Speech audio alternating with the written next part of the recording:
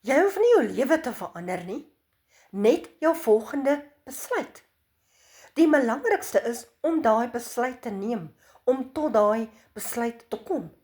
Jy wil tog nie oor 6 maande of oor 'n jaar presies sit waar jy vandag sit nie.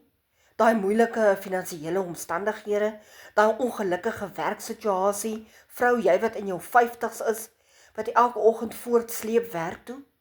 Jy wil mos tog 'n verandering maak, nie waar nie?